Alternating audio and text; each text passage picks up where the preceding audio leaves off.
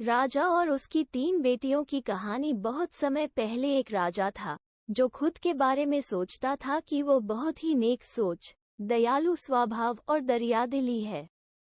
उसे लगता था कि वो स्थितियों को सही से समझने, हर बात पर न्याय करने और हर विषय में उचित विचार रखने वाला व्यक्ति है। राजा की 3 बेटियां थीं। एक दिन उसने अपनी बेटियों को बुलाकर कहा, मेरे पास जो भी है वो सब तुम्हारा है। तुम तीनों को मुझसे ही जीवन मिला है।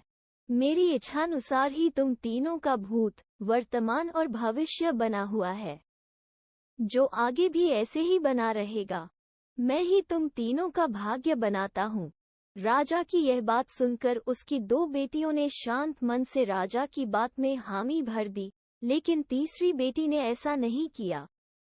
उसने कहा, नहीं, मुझे तो नहीं लगता है कि आपके हाथों में मेरा भाग्य है। राजा ये सुनते ही गुस्से में आ गया। उसने अपनी तीसरी बेटी की कही बातों को एक चुनौती के रूप में स्वीकार किया। उसने खुद को अपनी तीसरी बेटी के सामने सही साबित करने की ठान ली और उसे जेल में बंदी बना दिया।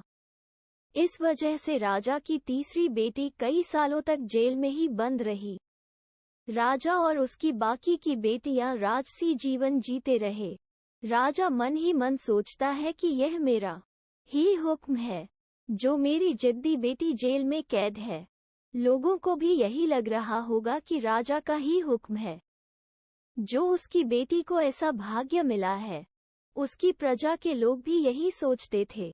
उन्हें लगता था कि राजा की तीसरी बेटी ने जरूर कोई गलत कार्य किया होगा, तभी उसे जेल में कैद करके रखा गया है, वरना कोई भी पिता अपनी बेटी के साथ भला ऐसा क्यों ही करेगा।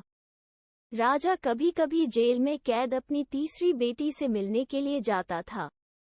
उसकी बेटी बहुत कमजोर हो गई थी, लेकिन अभी भी उसके विचारों में कोई बदलाव नहीं आया था। मगर राजा अपनी कमजोर होती बेटी की हालात और नहीं देख पा रहा था। एक दिन उसने अपनी तीसरी बेटी से कहा, इस तरह से तुम्हारा जिद करना मुझे बहुत गुस्सा दिलाता है। अगर तुम इसी तरह मेरी आंखों के सामने रही तो गुस्से में मैं न जाने क्या कर बैठूंगा।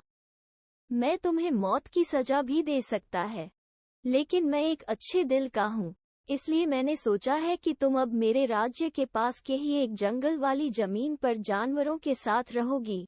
राजा ने आगे कहा, उस जंगल में सिर्फ उन्हीं लोगों को रखा जाता है जो मेरे आदेश का पालन नहीं करते।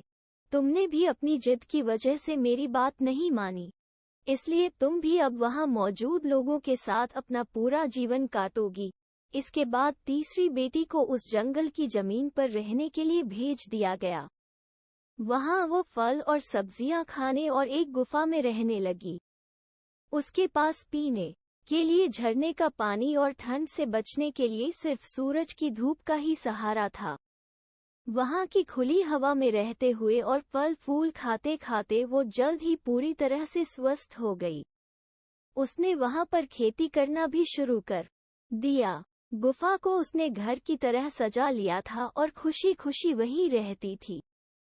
एक दिन वहां पर एक भटकता हुआ राहगीर आ पहुंचा। उसे देखते ही देखते राजा की तीसरी बेटी से प्रेम हो गया और दोनों खुशी खुशी वहीं रहने लगे। उस जंगल में उन दोनों के अलावा और भी कई लोग रहते थे, जिनकी मदद से उन्होंने उस जंगल को एक शहर के रूप में बदल दिया। कुछ ही सालों में राजा की तीसरी बेटी और वो राहगीर उस शहर के राजा रानी बन गए। अब उनके शहर की चर्चा दूर दूर तक होने लगी।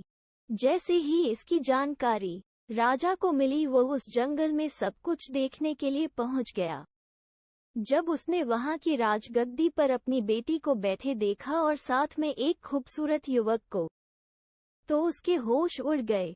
राजा की बेटी ने अपने महल में अपने पिता का पूरे सम्मान के साथ स्वागत किया।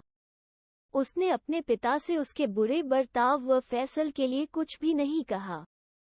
जैसे ही राजा वहां बैठा, तो उसे एक आवाज सुनाई देने लगी, जो कह रही थी कि हर इंसान स्वयं ही अपना भाग्य बनाता है। कोई अन्य इंसान किसी और का भाग्य नहीं बना सकता। इसके बाद राजा को स्वयं ही अपनी गलती पर पछतावा होने लगा और उसने अपनी सभी बेटियों को अपने भाग्य से आजाद कर दिया। उसने अपनी तीनों बेटियों से कहा, भले ही तुम तीनों का भाग्य मेरे हाथों में है, लेकिन हर व्यक्ति खुद ही परिस्थितियों के अनुसार अपना भाग्य अच्छा व बुरा बना सकता है। तीन बेटियों की कहानी हमें ये सीख देती है कि कोई भी व्यक्ति किसी का भाग्य बना या बिगाड़ नहीं सकता। हमारा भाग्य स्वयं हमारे हाथों में ही होता है, जिसे हम अपनी सूझबूझ से बुरी परिस्थितियों में भी अच्छा बना सकते